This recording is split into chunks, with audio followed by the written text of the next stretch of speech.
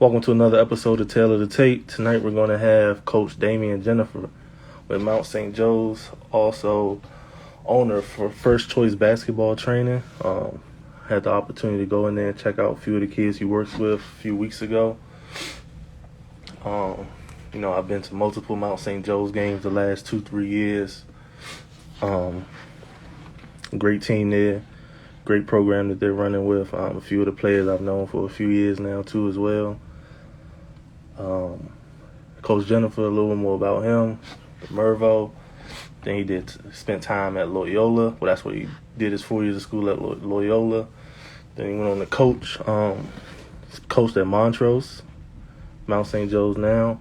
Definitely excited to talk about him. He's been around a lot of high-level basketball over the years. Trained a lot of top college players, future NBA players that are still in the NBA.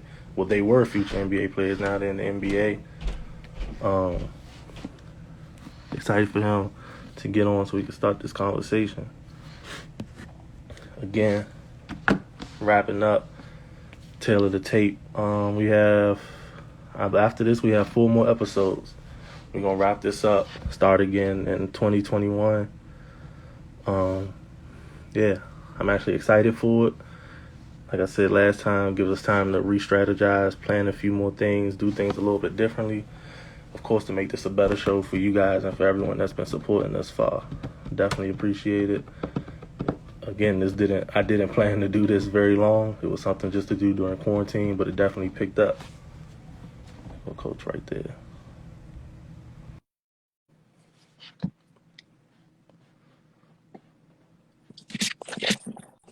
Coach, Whoa. what's up? What's up, brother? How you? I'm good, man. How you been? I'm good too. Can't complain. That's what's up, man. That's what's up. Um, Thanks for having me here tonight, though. Appreciate it. Oh, yeah. Of course. This is what this platform is for. The people that's out here making a difference. That's what we're here for. Appreciate it. I was telling a few people that joined in earlier about First Choice Basketball. Can you go ahead and tell us when you first started that program? Oh, man. I started First Choice Basketball 2007. Okay. But officially wasn't like a business, but, I just kind of started out working with guys after practice and stuff at Montrose. Okay. So what I would do was I was in 2005, my first year at Montrose, I was kind of under the wing of David Atkins. David Atkins is the skill development guy for the Washington Wizards. Mm-hmm. So he was the associate head coach at Montrose when I went there. So I kind of sat down and talked to him before I even talked to Stu Vetter, who was the head coach, and we like chopped it up, and so we kind of connected. So I kind of just he was like a mentor to me. Okay. So I would watch him work with the guys in the morning and after practice. So we had like a 6 o'clock club. So you had to be there by 6 o'clock to work out. Mm-hmm. If you got there at 6:15, he wouldn't let you work out. So he's like, bro, come up and just kind of, watch what I do. Yeah. So I went up one morning and I watched and I loved it. And I'm like, and he's like, yo, this is something that you can do. And I'm like, all right, cool, man. So he's like, I'm gonna start giving you a little small group to work with.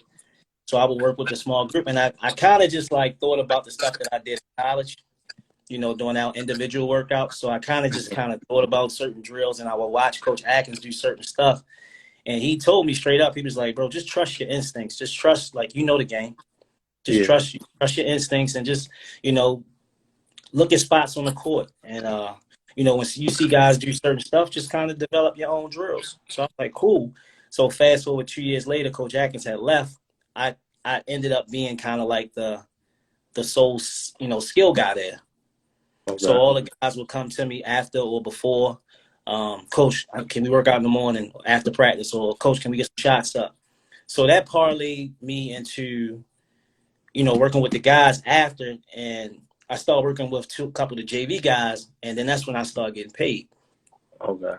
Yeah, so some of the JV guys would see me, working with the older guys, and they'd be like, Coach, I think they believed that if they worked with me, that would make them get on the varsity, but it wasn't a situation like that. But I think that's why they initially reached out to me. But I kept getting positive feedback from coaches that would come and watch the workouts.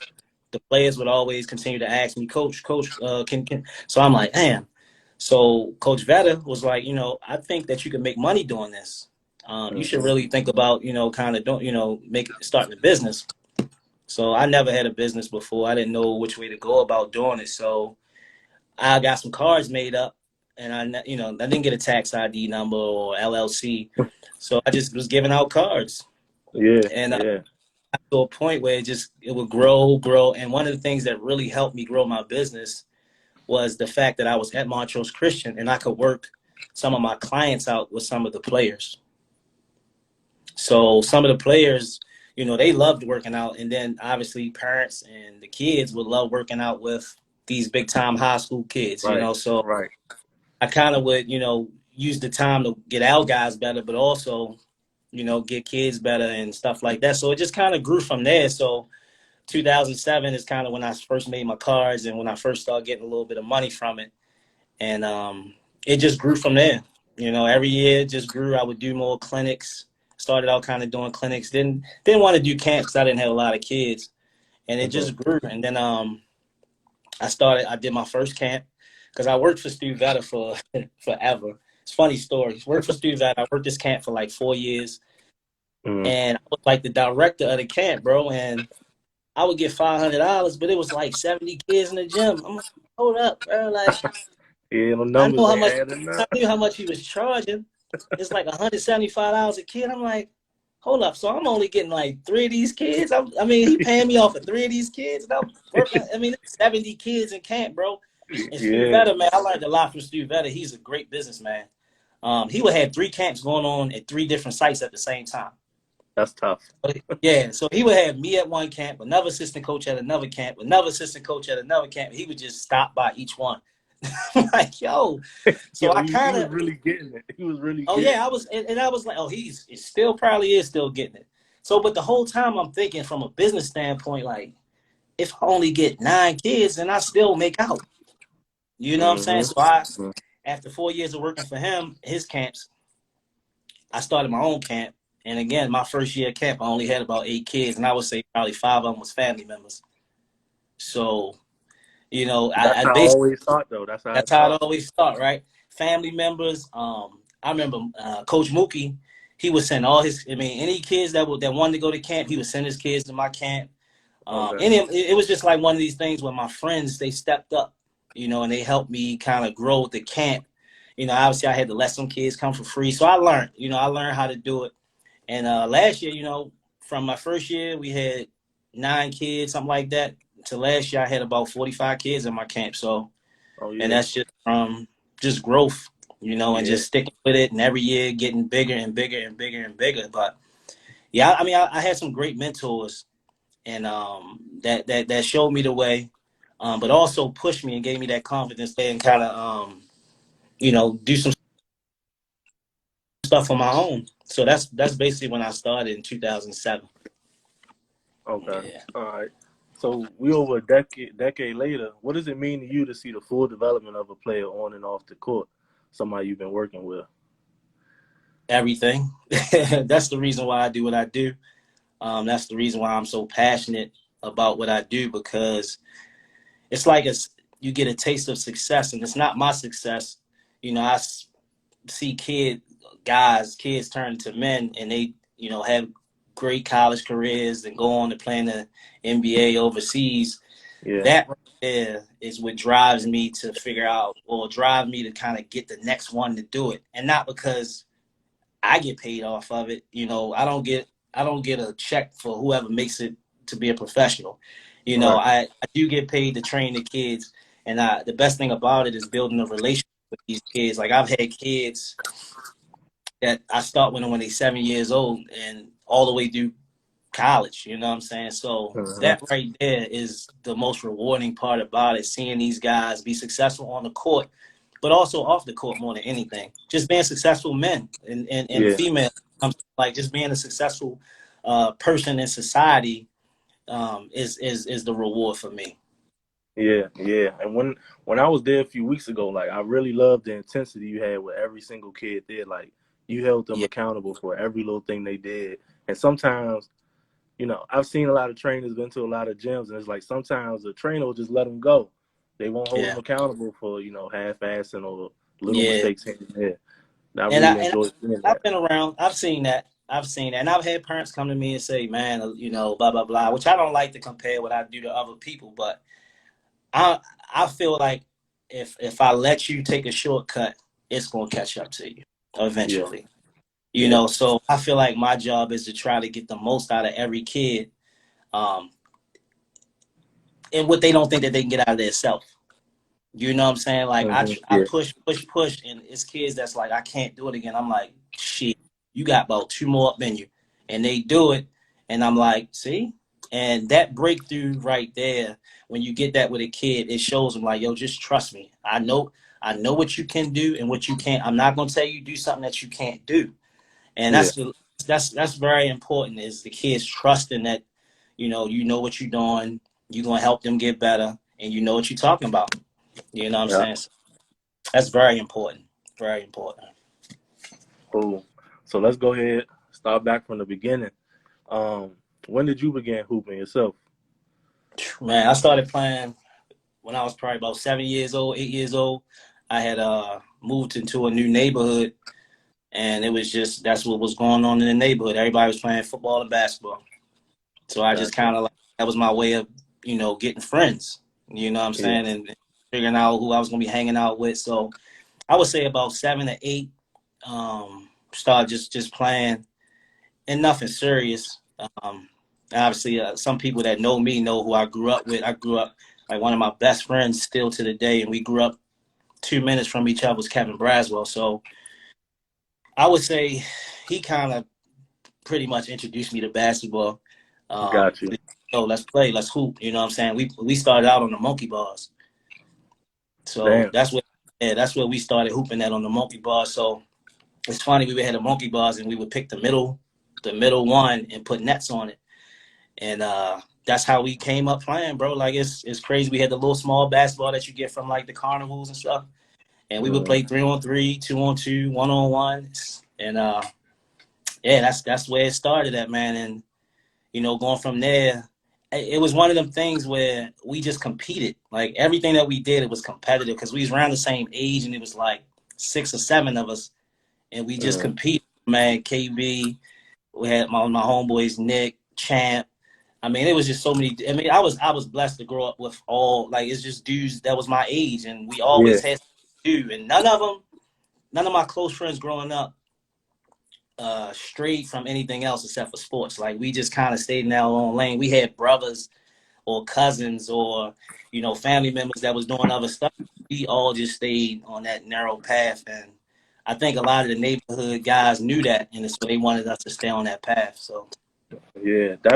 That's a great thing to have. A lot of friends who actually like stick to the original plans because yeah, life is something else, and it takes a lot of people different ways. So that's tough. You absolutely. grew up with good friends. Because I see guys now like basketball players or athletes, football players, and like some of their friends are not doing anything they do. You know what I'm saying? Some of their friends might be trying to be this dude. Some of their friends might be over here and in the streets, and they like hang with that dude because that dude cool. But you gotta align yourself with people that's doing what you do, or people that's doing better than you. Honestly, and I'm not Yeah, talking about whatever lane you in. If you're in sports, I want to hang with the dudes that's better than me. I want to hang with the dudes that did it already. Like we was blessed, man. Like we grew up. I grew up in a neighborhood full of basketball players and football players, and we had the opportunity to grow up watching Shante Rogers play because he lived across the street from where we lived. So we lived off of Sinclair Lane. So mm, Sinclair Lane kind of split us. Like they lived over at Claremont Projects and Freedom Way Projects, and we lived across the street in like the little smaller houses. So we would just go across the street and be able to watch him play. You know what I'm saying? As and yeah, I'm little and we looking at him, he's small. So we like that was the motivation. I'm like, bro, like we can be that. Like, you know what I'm yeah, saying? And yeah, we literally we would get people coming across the street like, yo, not over there playing, yo, not over there playing. We gotta go. We could be playing and we like, yo, fuck that, we out. Let's yeah. go. Cause we never knew when he was gonna be there. You didn't have cell phones. You had Right, none of that. right. Somebody came across the street and was like, yo, nut over there. We go over there, it's nut over there. Everybody, you know what I'm saying? So I mean, I was just blessed, man. Like I grew up with athletes just right there, a couple years older, some younger. Mike King, you know, Juan Dixon. Like these are the dudes like that I grew up playing with, and I mean, you look at all of us. We didn't at that time. We didn't know that none of us was going to be playing pro basketball, and it's just crazy how we all like. I think we motivated each other. I think we kept each other on the right track. And as we got older, I think again we motivated each other by. Well, I know I was motivated by the older guys' success. You know what I'm saying? Like KB being talked about, Mike King being talked about, and these are the guys that I'm with every day. So it wasn't like a hate thing. It was more so like I want people to talk about me too. Yeah, You know yeah. what I'm saying? I just had to be patient, and I was more of like a late bloomer than, you know, like when they was younger, they was a lot better than me, but I just stayed with it. And I think one of the best things for me was not being really good in my neighborhood. You know what I'm saying? Like I was never the best guy when we played pickup. You know what I'm saying? It was always Kevin. And I mean, he's obviously you can look at his career, look at he was a better basketball player than me. So whenever we would choose teams, it was like, nah, you and Kevin pick. I'm like, man, I'm trying to play with this motherfucker. Sometimes like, Yeah. you know what I'm saying? They're like, nah, you get first pick, he gets second pick. Or it was just like that all the time. So I couldn't duck it. I had to step up and I had to compete. And Yeah. I think that helped me as I got older. And I think, and looking back now, I never. I mean, and I'm an honest person. Like I never was like the best guard on every team I played. So coming up, I played with KB. He was better than me. As I got to high school, I was on JV early, and then I played with Mo. He's exceptional. Um, you know, I went to college. I was a freshman. There's a guy that went to college at Loyola named Jason Rowe. He was exceptional. So everywhere every level of basketball, you know, I wasn't like the guy. So I always felt like I had to keep working. Yeah. You know, I gotta outwork this dude. I gotta try to keep up. Or, you know, that was my motivation. These dudes, every time I would get on the team, I'm like, all right, well, I gotta figure out how I'm gonna play. Because Yeah. everybody I played with that was really good played the same position as me. And you could You never become know, so content with like, anything. fuck that. I'm playing too. Like, you want to Yeah. play? I want to play. Like, we got to figure this shit out. And it just so happened that I developed that unselfishness and I knew how to play with other people. Yeah. You know what I'm saying? In the summertime, I would play with other guards. You know what I'm saying? So it was just one of them things where I'm like, well, I got to keep working. I'm not where he at. I got to keep working. I'm not getting letters like him. I got to keep working. I got to keep working. I got to keep working. So, you know, that's just what it was, bro. That's what's up. When did Yeah. you kind of ran through it, but when did you start taking basketball serious? Like, all right, this is what I want to do for the rest of my life, but this is going to be me. Whew. That's a. I always kind of took it serious because the guys that I was with, so like, and I tell people now, like, I played hard. Like, I just played hard. Like, wasn't the most skilled. I just played hard. I knew like these dudes could shoot better than me, or like you know when somebody's better than you, unless you just lying to yourself. You know what I'm saying? Yeah. So Yeah. it was one of them things where I'm just like, I gotta stay on this shit. I gotta keep going. I gotta keep going. So again, goes back to the motivation of, you know, nobody praising me. You know what I'm saying? It went back to nobody praising me. Nobody, oh yeah, pick him. Or they wasn't like, yo, you my first pick. It's like, all right, you gotta figure it out. Yeah. So it's things where I just had to continue to get better. And that was like the motivation for everything that I did. Got you. Got you. So when you get to Mervo, you said you played JV. What was that process like for you? Man, it was a process. I wasn't recruited to go to Mervo. You know what I'm saying? They never, like Coach Wade, who was the JV coach, he never came to see me play in middle school or nothing like that. So when I went there because everybody in not everybody, but a lot of people in my neighborhood, they even went to Lake Clifton or Mervo. Okay. So, and I knew I wasn't going to Lake just because of the fact that they just had goons up that joint. I'm like, I go down here to play. Yeah. You know, I just kind of, I mean, even though I was a year younger than KB and all those dudes, I just knew. I'm like, I gotta make my own path. And Right. Right. I call him my cousin. Like we tight like family now. Duncan Anderson. He was when I was a freshman, he was a senior, and Okay. he lived in my neighborhood. Him and the guy Damien Weaver, we called him Mo. Those two kind of like took me under their wing, and they was Okay. like, "Well, you can go to Merville with us," and I'm like, "All right, cool." So I went up there. Nobody knew me. Coach Wade didn't really know about me. Only people knew was the dudes from my neighborhood. And we had, tryouts and stuff like that. And it was like dudes that they actually brought up. There was probably about 5 or 6 point guards that they had brought in as ninth graders. Mhm. Okay. So I was just one of them things where I had to I remember Coach Wade saying, just play hard and do the little things that everybody not doing. And I'm like, all right, so I guess that's like I'm gonna have to dive on the floor. I'm gonna have to play. I just played, bro. I played the hardest defense of my life. I dove on the floor for every loose ball. I never forget. I remember they told us go get a drink of water, bro. My lips were so fucking white just from playing so hard, bro. You know what I'm Yeah. saying? I wanted to make the team, and come to find out later on. But now we kind of joke about it. Coach Wade was ready to cut me. Damn. He's ready to cut me, and Coach Woody, who's the varsity coach, he coached Duncan and Mo and all them, and they was like, yo, he Shorty can go, man. You gotta keep Shorty, like let him go. Like, so Coach Wade was like, all right, boom. 3 weeks later, I'm starting. Because you put in that work. You know what I'm saying? So I remember him saying, just do the little things. Just do the little things. So practice, I would dive on the floor for every loose ball. I didn't turn the ball over. I couldn't do. I didn't do things that I couldn't do well. So I played defense, made layups, made good passes and shit like that. So I stayed in my lane, and it helped, and it helped big time. So again, I started out not even supposed to have been on the team, ended up starting as a freshman on JV. Fast forward to my sophomore year, I think I'm still gonna play JV again because that's just how high school basketball was back then. It's like you might play 2 years of JV even if you started on JV. It wasn't like you coming in as a freshman like I better fucking play varsity or I'm leaving. Yeah. Transferring wasn't really a thing back then. It's like, yo, you stuck, bro. Because you can talk to a lot of dudes my age and they'll say, man, I should have left. Oh, man, yeah, the coaches ain't like me. Or once I got cut, I ain't even try out no more. You know what I'm saying? It just was totally different. Like back then, it was like, you got cut, all right, well, you got to figure it out. You got to get better. Yeah. It wasn't like, oh, shit, I'm running. I got to go here. I got to go there. Now, if you don't play a kid a certain amount of minutes, they try to transfer. They gone. They gone. So it was just different back then, bro. It was just different. So my sophomore year, I thought I was going to play JV. Went to trials and all that other stuff. Ended up playing varsity.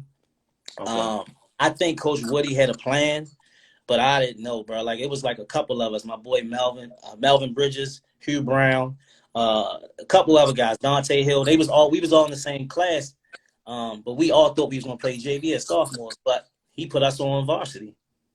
Okay. So I'm like, all right, well, fuck, I guess we just gonna have to learn this year. Yeah. Kind of take our lumps and learn. Yeah. Ended up starting as a sophomore. You right? still putting in that work. Sophomore, because it'll work. Because I never forgot what Coach Wade told me. So I did the same thing. Just the little things. I was scrappy on defense. My sophomore year, I learned a lot. I turned the ball over a lot. I was just smaller than everybody. I'm playing against dudes that's like goons out there. Marlon Wise, Reggie Johnson. I mean, you can go down the line of these dudes. They was like seniors and juniors, and I was just a little sophomore, bro. Like, and I would turn the ball over, and Coach Woody wouldn't take me out. I would miss a shot. Coach Woody wouldn't take me out. I'm like, all right, so He was letting by you learn going out through there. that, oh yeah, but I think he just was like, yo, I gotta let him learn. Yeah. So by going through that, it helped me my junior year big time because I learned how to value the ball. I knew that I had to get stronger because I was just falling all over the fucking court the year before that. And I knew I just had to get better because I knew I was going to have a bigger responsibility for that team as a junior.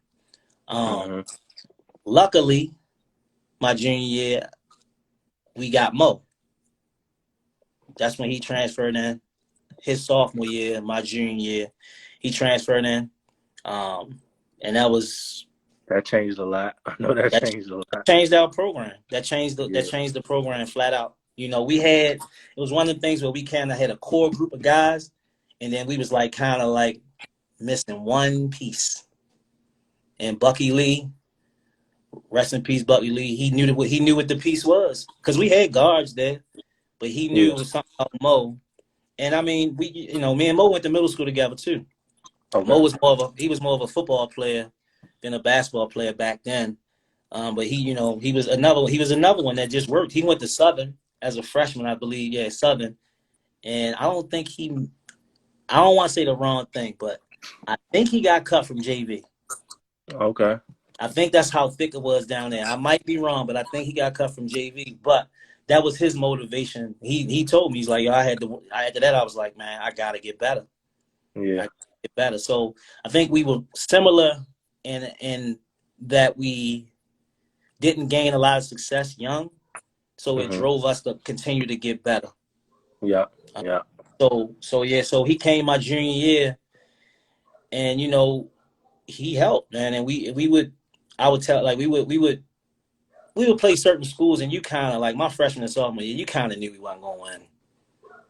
You know what I'm saying? You just know, like, you walk into certain gyms, you like, shit, this long night. About to be a long all night. night, and my junior year, we would those games that we usually would lose, we was right there. Then we beat some teams that we wasn't supposed to beat. And one of probably the biggest victories and wins in Maryville history is we went down Dunbar my junior year, and we beat Dunbar at Dunbar.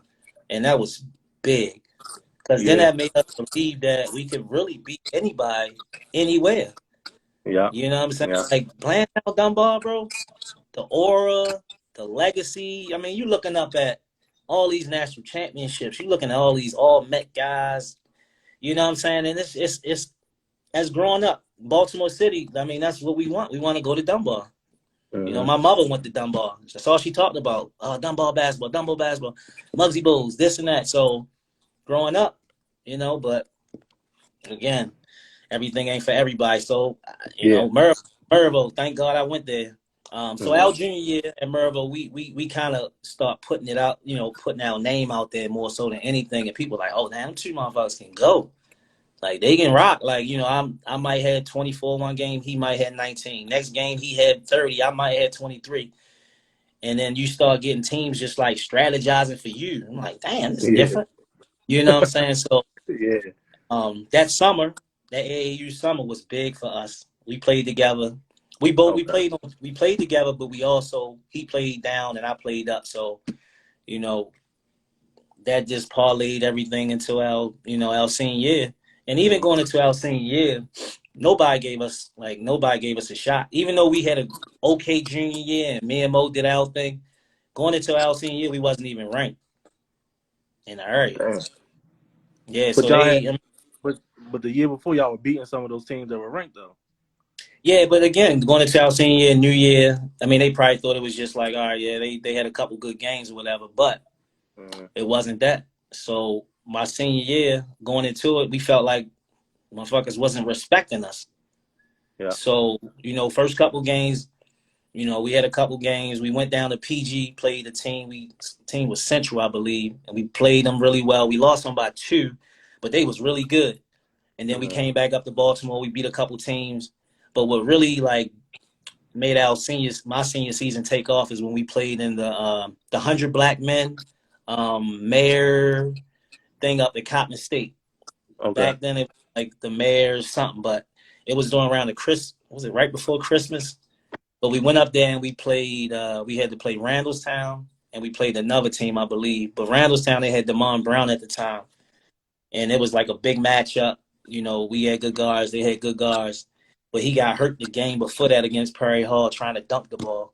Okay. So he didn't play. So that kind of like messed that whole thing up. But we went 2-0 up there, and everybody was like, oh, all right, like, they ain't that bad. All right. And after that, we just ran through shit. We won a Christmas tournament up Douglas. Then after that, we just ran through the city. And I mean, we really, literally, like, people can say, we was the show of the town, bro. Like, literally, like, everybody came to our games. Like, Mo, he from Chapel Hill Projects over East Baltimore. It's not even there no more. you know, my whole family's not whole family, most of my family. I had East Baltimore family too. My cousin Donald, you know, he would bring people to the games.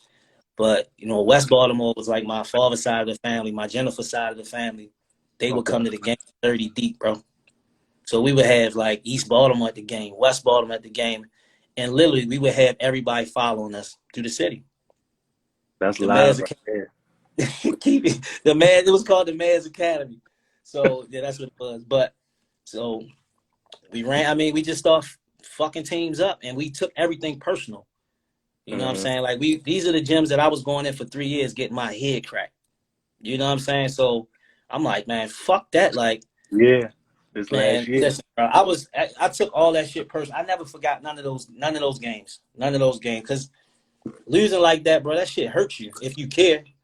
And I let that be my motivation. So my senior year, and that's how I would treat it. Like, well, it's my turn now. Like, I'm getting 30. I'm fucking them up. And I would get up against sophomore guards. And I thought about when I was a sophomore, and it wasn't no like, yeah, I'm gonna let Shorty. No, I'm bullying them, and that's what I Yeah. did. Yeah, we wasn't, man. We beat teams by 20 in the third quarter. Nah, fuck, we gonna beat them by 50. Remember when they beat us by 30?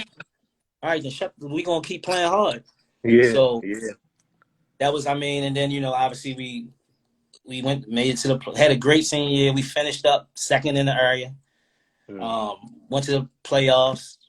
Our playoff run fucking in Baltimore was crazy, bro. 4A, we had to beat Lake Clifton. We beat Lake Clifton in triple overtime or double overtime. Then we had to play Southern. We beat Southern.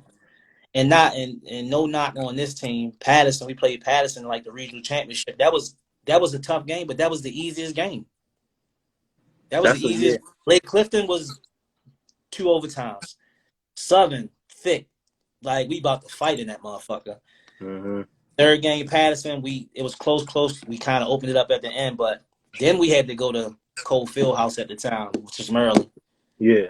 Then we go down there and we just run into a juggernaut, Oxon Hill, with Mike Sweeten. Yeah. You know, a legit center, and not just Mike Sweeten. They had a good team, bro. They had guards, they had wings. They was like 12 deep, and mind you, we was probably about 6 or 7 deep. Yeah. So they just wore us down on that big ass floor, and we was up the whole game. Ended up losing it probably the last minute and a half. We just wore out. We just wore down. Like they just, and playing against Mike. We don't play against Mike Sweeten in Baltimore. Yeah. You know what I'm saying? You're not running into a guy like center. that every night. Nah, man, this dude fouled like 3 L guys out. He missed 4 dunks. I'm like, God damn, this motherfucker big as shit, bro. So, and it's funny story about that whole game. It was a blessing, but it was also one of the most hurtful days of my life, because I couldn't play with my brothers after that. And these are the dudes that, like, we really like came up. We went through a lot together, struggles, ups and downs. Like, and we still we all best friends to the day. But that was one of the hardest things to go through, that loss, bro. Because we really was better. Like, I would say our starting 5 was better than their starting 5, even with Mike Sweeten on the floor. But it's just, you know, the size, man. Like, I'm a coach now, so I understand how size can wear you down. Yeah. You know, and force down. But the good thing that came out of the basketball game was my scholarship. You know, I got a Loyola. My scholarship offer from Loyola was from that game, because I outplayed the guy that they was recruiting. Damn. So Loyola, had contacted you before? No. Nope. Oh, yeah. They was there to watch another guy, and I think I had 27 to 28 that game. So they was like, God damn, who the fuck is that? So you know, they start reaching out. I had a couple other schools that was reaching out before that. Nothing real serious, but after that game, it was serious. You know, I was getting calls, I was getting letters, and it was all new for me, bro. Like, because we didn't have older guys that went through that. You know what I'm saying? We didn't have college coaches coming into the gym all the time. So I wasn't comfortable with that. So when they start recruiting me and calling me and stopping, I was like, it was overwhelming, bro. Overwhelming. So I didn't have my SAT scores at the time. This is like April. So I had to take the SAT one more time. So I was telling Loyola, like, well, I'm going to go to Allegheny Community College. That's where Steve Francis went. A couple of the Merle coaches was like, yo, go there and we'll recruit you. And I was like, shit, all right. So I was stuck on the basketball shit. And my mother was like, nigga, fuck is you talking about? Like, I'm going to go to, she's like, if they take your SAT, because I wasn't even going to take the SAT. I'm like, I'm going to go there. I might go to Kentucky. I might go to Maryland. I can go anywhere after that. Yeah. They was number one. They was number one in the country. Right. So like my mother, like, listen, bro, you gonna go take your SAT one more time. If you don't get the score, then yeah.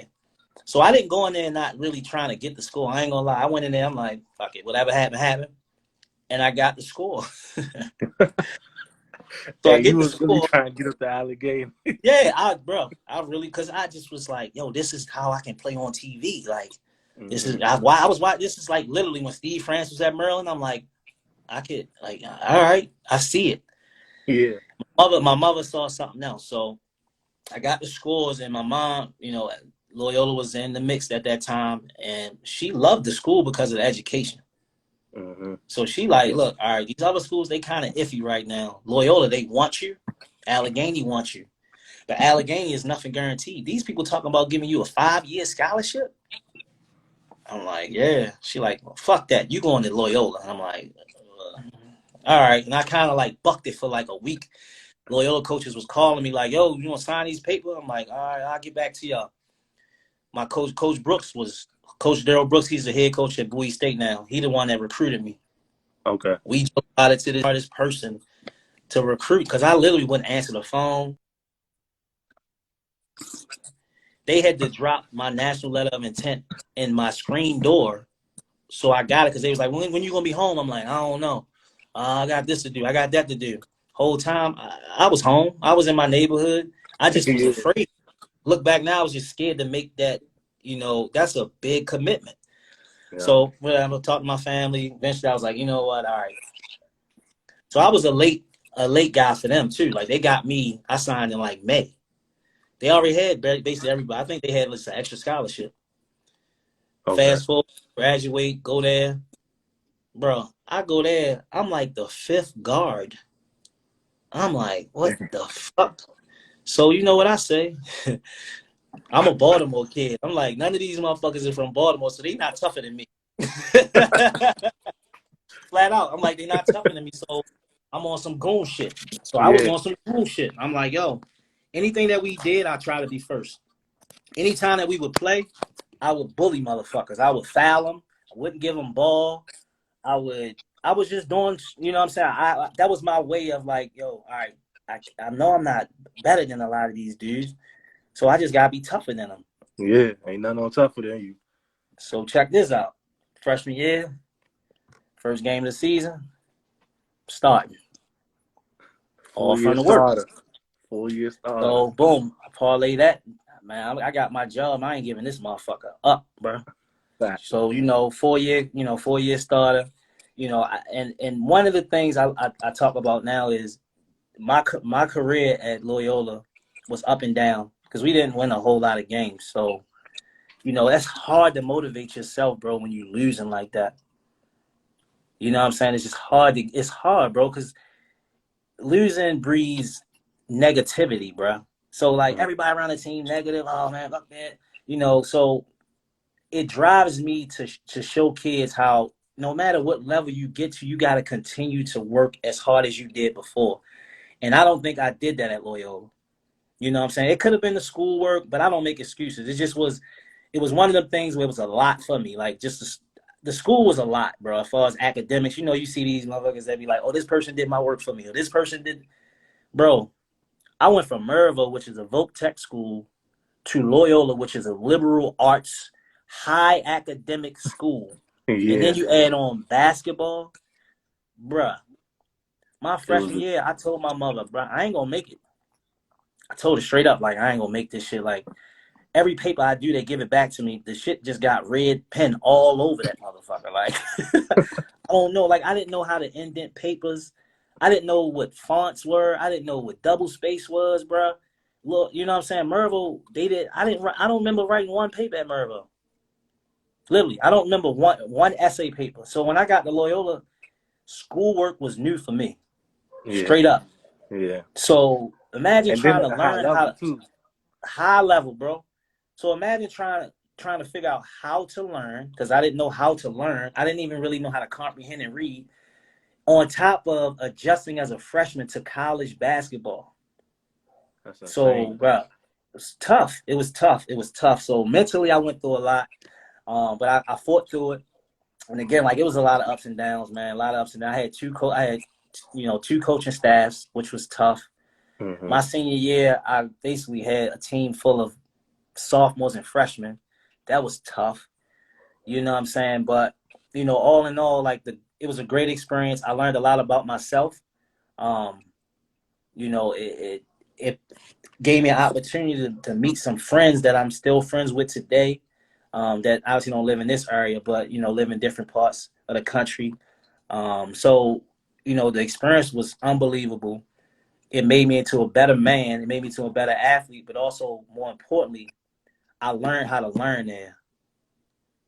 You know what I'm saying? I had to learn how to listen. Like, Yeah. I tell people all the time, like, I see kids with this attitude, and I get it. We from Baltimore, we got a chip on our shoulder, but we got to learn how to channel that chip. You know what I'm saying? We take it out sometimes. Like, I would take it out on the wrong people. I would just be angry sometimes because we lose and we this, we that. And then I got this chip on my shoulder all the time because, like, y'all don't know how I grew up. Like, y'all don't know nothing. You know what I'm saying? And then once I kind of got that chip off my shoulder and just was like, I'm like, these dudes are good dudes. Let me just stop walking around here like I'm fucking tough all the time. Gotcha. Things change for me socially. Things change for me socially. But, I grew up, man. That shit grew me up. I had to grow up. And even though I was in Baltimore, I never went home. Never went Okay. home. Like, my freshman year, I tried to go home all the time. I tried. I'm like, any 3-hour break we had, I'm like, fuck it, I'm going around the way. And then I catch myself, like, rushing to get back to study hall. And I'm like, bro, this ain't going to work. So I Yeah. locked in, bro. I locked in. I became a pretty good student. I graduated, with my degree. It took me 4.5 years, man. If that motherfucker would have took me 6, I wouldn't kid. But, I actually earned that shit. You know what I'm saying? It wasn't Yeah. people doing my work for me. You know what I'm saying? It was one of them things where I had to learn how to read. Like, I thought I knew how to read. Bro, it was a whole lot. How to take notes. Mm-hmm. Like, I look up people, like, people sitting next to me, they highlighting one sentence here. I'm highlighting the whole book. Fuck, that must be important. All That this must be, important. all this seems like it's important. You know what I'm saying? And that's something that I Yeah. had to learn, bro. Like, and we had a great support staff there, at Loyola, as far as academics, tutors and, academic support. The teachers were great. And some of the teachers, I never forget, man, the guy, Lavelle Smith, he was the head of the sociology department. Mm-hmm. This black dude at Loyola. So I'm saying, shit, I'm good. Black dude, he understand where I come from. Man, this was the toughest motherfucker. He was tougher than anybody on me. And I look Yeah. back and I thank him for that shit, like, because I'm thinking he gonna make it be easy for me. Like, he gonna look out for me, he gonna hook me up. I was like, nah, take that paper back. That ain't right. Oh no, you got a D. I'm like, well, can I get some extra work? Nah, you gotta do it better. And that's how he was, bro. He was the head of the sociology. The way around, there was no way around him. Because I majored in education, but I couldn't do the teaching part where student teaching because of basketball. So I Yeah. had to change it to sociology, but I still ended up being in the school system anyway. So, Okay. but yeah, man. I mean, that's that Loyola experience. It grew me into. I grew up. I Yeah. became a man at Loyola But for it sure. seemed like that added another level of mental toughness. Like you said, as far as the education, you had to persevere through that. So it took your mind to another level at that point. Absolutely, bro. Absolutely, absolutely. Again, like, the ups and downs, that's what make you, bro. Like, if everything go great and you don't have any type of failures, you're not growing. You're not Yeah. growing. You know what I'm saying? And going through that stuff and failing and, having bad games and, like, people not giving a fuck. Like, it wasn't nobody that's like, oh, you had a bad game. Look, bro, like, you gonna be all right. No, it was like, you had a bad game. Look at your stats. You got to do better. You can't do that. All right, next game. Shit, you just gotta keep it going. Mm-hmm. And it taught me how to look at kids as being human. You know what I'm saying? Like, kids are gonna have bad games. I had bad games. Yeah. Kids are gonna have days where they just mentally not in it. I've had days, and that's what I told the parents. I'm like, bro, relax, bro. Like, half of these parents won't do anything that their kid did on the court. Right. Like, most Right. of the parents that are crazy, bro, and there's some real shit, and some of these parents might not want to hear this. The crazy parents ain't really do shit in basketball, bro. No. That's why they so hard on their kids. Yeah. All my guys that I grew up with playing that's good, they don't even really care if their kids play basketball. They not at every workout like, oh, do it again, while I'm still trying to say do it again. They Not understand. at every game. They understand, bro. Like, they understand. Now, they might grab their kid up after workouts and be like, look, bro, like, if you want, you know what I'm saying? And that's great. But, like, the parents that's, like, right there ain't never do shit, because you know if you ever played at a high level, that shit don't help you. No. It don't help you. You got your parents saying, yo, do it. Then you got your coach, and then you got your team. So you're trying to make everybody happy, and you can't. Yeah. And Gilbert Arenas just he said that on the interview recently. He was like, those parents, every time a kid make a mistake, they too busy looking into the stands, worried about what their parents saying. Bro, I had workouts where a kid missed a shot in the workout, and they look at their parent. I'm like, what the fuck? Yeah. I'm like, yo, it's not good. So listen, any parent on here that do that shit, stop. You ain't helping your kid, bro. For real. If you want to talk to them when they done with the workout. Talk to them a little bit when they get home, because what you don't understand as a parent, if you yelling at him at a workout, then you yelling at him in the car, then you yelling at him in the house, then you yelling at him before you go to bed, guess what, bro? You're not being a parent. No. You being a coach. And you killing their confidence. You killing their confidence, bro. And that's why you get people like me or other trainers or other coaches. If you don't give your kid to somebody that you don't trust. Yeah. Yeah. I see so many motherfuckers, oh yeah, I'm gonna send them there, and then they talk about the coach. Or they send them to a trainer and they talk about the trainer and switch trainers, and you sent him there. Yeah. They ain't make that decision. No. You sent that kid there. So these parents, man, it's holding so many kids back, and even the fact that I think they hold kids back from their most potential. Meaning, like Gilbert said about the confidence. If you constantly killing your kid confidence, when are they gonna ever reach the highest potential that they can reach? Confidence is a motherfucker, bro. The biggest thing in basketball is having confidence. You ain't gotta be that good. You can play against you can play against the most basic fundamental team in the world. It could be 5 Caucasian kids that can't dunk the ball, that ain't fast, that don't even play great defense. But fundamentally, these kids are way different, bro. And you can ask any coach. They the hardest teams to guard. They the hardest teams to play against. Because they so fundamentally sound. They disciplined, bro. They backdoor cut the shit out you. You overplay, bye. Then you're so scared they're going to backdoor you. They ball screen you to death. 3. You constantly one step behind. It's just... It's I mean, the game of basketball, man, is we make it hard, bro. We make the shit hard. Simple. Everybody's It's basketball a simple game. We make it hard, bro. We make it hard. And kids today make it even harder because they work too hard to do certain shit. Like, why should I take 7 dribbles to get a layup? Why? Make your move and go. Just go. Make your move and go. And then if you can't go, get off the ball. Get off the ball. But I'm again back to the parents, man. Like as a parent, you gotta allow your kid to develop. Everybody's process is different. Yeah. Some kids are late bloomers. Some kids bloom early. I've seen it all. I've seen kids that senior year blow up, have a great college career. I've seen kids that be shit. My little cousin was the best 10-year-old I ever seen in the world, bro. My little cousin, best 10-year-old I ever seen play.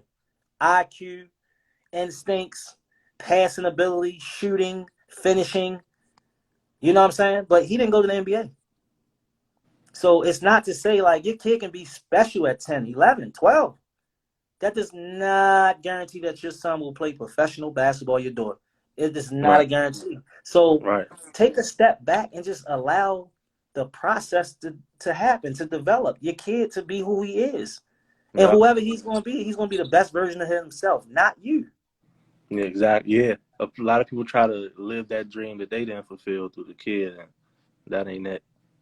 That definitely ain't it, brother. That definitely ain't it. So it's just like, you know, again, allow kids to develop, man. Everybody different. Everybody ain't going to make it. Everybody ain't going to get a full scholarship. I don't give a fuck if you take your kid to two fucking prep schools. Everybody's not going to get a scholarship. Right. But right. I heard Plies say this, man. Plies funny as shit on Instagram. If you don't follow Plies, follow Plies. He talked about football. And he said sometimes that, you know, as parents, we tell our kids like, oh, that's all they got. No, that's not all they got. Like, that's all we put them into. You know what I'm saying? Like, as black kids, African-American kids, we can be whatever the fuck we want to be. Always. The proof is in the pudding, bro. You can go over to anything. NASCAR now. Tennis. Golf.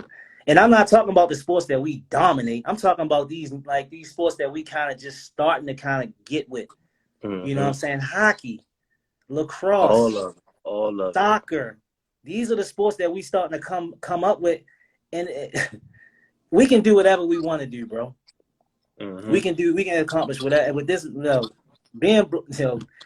you know what I'm saying? Like, we can do whatever we want to do. It's in us, and we're proving it. Yep. We'll continue to prove it, bro. Like, they can say whatever they want to say. As far as athleticism and being an athlete, ain't nobody. As much as they try to blackball us or try to keep us away from certain shit, once we get in it, guess what we gonna do? Take over that shit. Dominate, yeah. Take over that shit. That's fact. So, and it's something you said. Some kids being like late bloomers, some of them peak early. Tyler that played for y'all going at GW now. He was somebody I knew about like in middle school, and it would just be like, okay, he scored at a high rate, but then like he's one of those kids. Once he got to high school, he had to go through his process too. And I like those stories right there. I feel like more people need to see that because it's easy to get on IG, Twitter, and you're like, oh, this guy, he tough in middle school. And you just, like you said, they just go straight to varsity, dominate. But like a kid like Tyler, like those are the stories that we need to hear about because life is a process. And so many kids just see the instant success instead of what it takes to put in work every single day. Absolutely. And that's one of the big things I love coaching at Mount St. Joe because of that reason. I mean, we get good kids. We coach them up. But everybody understand the process. We rarely put kids on varsity as freshmen. You know, we allow them to develop. Some parents don't like it. But at the end of the day, at the end of that four years, our kids, they are great students. Yeah. They are great basketball players. And more importantly, they are great teammates. You know what I'm saying? They know how to play with other guys. And that's why a lot of our guys, or most of our guys, when they go to the next level, they play a lot. Because it's the same thing in our program. Like, we don't have, I mean, we've had some stars, but we don't have stars. You know what I'm saying? We have a star team. Yeah. You know what I'm saying? And that's what Clatchy preached like. And that's, I kind of went through that at Montrose as well. Obviously, we had higher level guys, but we had a team full of good players. And my success is going to come from our success. You know what I'm saying? Yeah. So that's the same thing at MSJ. Our success as a team will dictate your success, where you go, and that's what we preach because it's so true. Because if y'all winning, everybody going to school. Everybody coming. We got coaches stopping by practices. We got coaches calling us. Y'all doing something if y'all winning like this. So we're trusted, bro. Like, I can get a kid a scholarship. I'm not walking around here like, I can get you a scholarship, I get you a scholarship. But if somebody call me and they say, yo, what do you think about this kid? I'm like, offer him. They will offer him. And that's just from me putting in the work, me telling the truth, and me not sugarcoating shit. And Yeah. anybody that work out with me know. I mean, you was there. Like, I don't, Yeah. from a 7-year-old to a 27-year-old. I'm gonna tell you, like, bro, that's not right. Yeah. No, go back and do that shit again. If you want to be good, go back and do it again. So I don't have no cut cards when it comes to that because I'm passionate about getting kids better. So I tell kids all the time, and I'll pull a parent up. If you don't like how I'm pushing you, your dad, see right here, tell him. And we don't have to work out together. And I tell every parent that if your kid not giving it his all, I'm not going to allow you to waste your money, your time, or my time. So I've had this conversation over 100 times with kids. 100 times. And every kid say the same thing. I'm staying. I'm staying. They see, because like it's having somebody who's not your family or like a close friend say that, oh, this person cares, so they put me in the right direction. Mm-hmm. And I tell kids all the time, bro, when that coach stop yelling at you, stop correcting you, you got a fucking problem. As long as I'm sitting here yelling at you and telling you do it again, and no, that shit ain't right, I care about you getting better. Right. I care about you getting better. Right. So let's go take a step back a little bit. When you finished up at Loyola, did you know you wanted to get into coaching? Nah. It was one of them things where, again, you want to play pro. My situation was different because I had to go back to school. Well, I could have made it. I probably could have went right away, but I wanted to graduate. Like, I only had 3 classes, so I was like, I got to get this shit. Like, I'm right here. I got to get it. So I came back for another semester. So I didn't graduate till January. So I had to kind of wait until that following summer and all that stuff. So in the meantime, a good friend of mine, he was working at Beth DeFilla, Brian Hubbard. We grew up together. He coaches at Friends now. But B Hub, he worked at Beth DeFilla. He was a JV coach. And he was like, yo, just come up with me. And you can like work out with the guys and shoot and do that shit while you just to stay in shape. Yeah. So that's when I first started coaching. Okay. He's like, well, just get on the staff with me. So then I start kind of like subbing a little bit up there, coaching. And I like, honestly, bro, this is no lie. I kind of lost my love for the game at Loyola because of the losing. I still play hard, but as far as me like loving the game, like it was hard to because I hate losing. Yeah. So I kind of regained that love for the game again by coaching. So that's when I was like, well, I mean, this might be what I want to do. So then I was there, Beth DeFilla, for a year and a half, I believe, maybe 2 years. And then I got a job in D.C. and I called Coach Brooks at Bowie and was like, yo, I'm trying to coach. You know anybody in this area? And he was like, well, I'm going to hook you up with my brother-in-law, Raymond Burke. He was the girls coach at Montrose. Okay. So that's how I got my introduction to Montrose. I went over there and met with him. He was like, we talked for like 30 minutes. He's like, you need to go talk to Stu Vetter. Like, I think you'll be better for the men's team. And at that time, I didn't know who Montrose was. I knew Stu Vetter because of St. John's Prospect Hall. But I didn't know about Montrose. And he's like, Stu Vetter is the coach. I was like, oh, all right. I know of him. Yeah. So then I had to set up a meeting with Stu Vetter. But then I called him, and he's like, well, you can meet with David Atkins first. So that's when I met with Coach Atkins. And we chopped it up. And he was like, David Atkins was like, yeah, we need somebody like you. Like, you just out of school. Like, you can still fuck these dudes up. Yeah. Like, yeah. And you black. So, so I'm like, I was the youngest dude on staff. I was only like 25 at the time. So, so that's how I got there. So I met with Vetter, and he was like, listen, bro, I can't pay you. I'm like, all right. And during that time, I was dating this girl. We lived in D.C. The job I had was like a child care development job, so I wasn't making a lot of money, so I had to make a decision. Like, fuck, man. Like, but I'm like, you know what? This might be a once-in-a-lifetime shit. Like, I'm talking to Stu Vetter. He like, yeah, we might come out number 1 in the country this year. I'm like, number 1 in the nation? He like, yeah, high school basketball. Like, so I'm like, who the fuck? I'm like, all right. So he's like, I'm going to take you upstairs. You can kind of watch. Hey, Coach, hold on. Let's hop off. It's about to cut us off, and we come back on. All right, we hop back on? Yeah. All right. All right.